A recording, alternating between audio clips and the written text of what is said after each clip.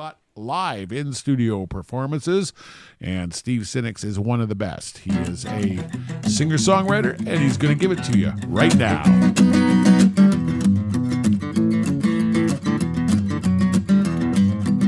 Rosemary woke up that day, looked at the side of the bed. Didn't know where to give him a kiss and put the pillow back over his head. Beer can on the night table showed the kind of night they'd had. She hadn't stopped yelling at him since they got out of the cab. She went down to make coffee, try to clear her head. He came down a few ticks later, man, this is what he said. He said, "God damn it, Rosemary, it was your idea for that mess. I never liked your family much, now I like them even less." He looked down at his plate and he wished it was bacon and eggs. That low-fat macro stuff's alright till it's dripping down the back of your legs. The sister had accosted him and said he had bad sheep. The brother just kept bumming smokes and trying to borrow his money. And he hated them and they hated him, and that was plain to see. And the only one they hated more was their sister Rosemary.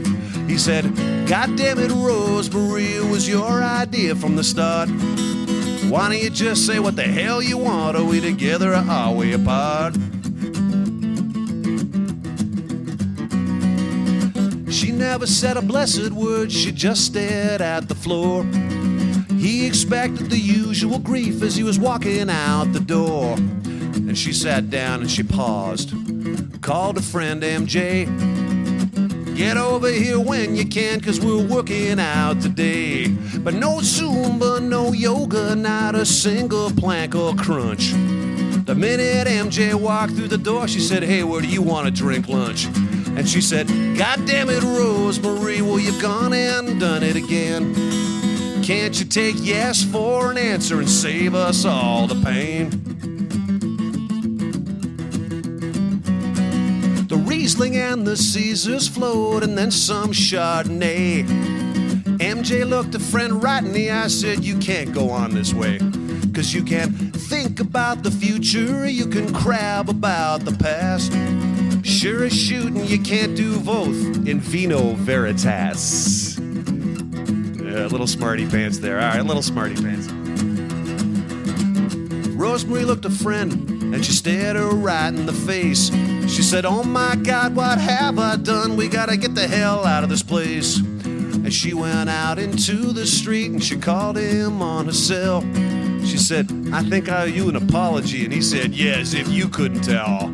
'Cause sometimes I get frustrated, sometimes I just get mad. And sometimes I just can't ask for help, and that's when things go bad." And he waited on the phone for a breath or a beat. And he waited full 60 seconds, and then he began to speak. He said, "God damn it, Rosemary, well, that's all you had to say. The grandkids are coming over later for the mother's 40th birthday."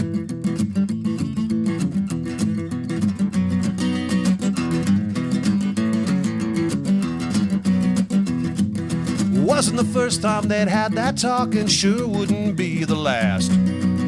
After 40 years on the road, man, there's always a lot of past. And some say love is sacred, some say love is free. Some just have to wait a little longer to find their own Rosemary. He said, "God damn it, Rosemary, it was your idea from the start. Why don't you just say what the hell you want? Are we together or are we apart?"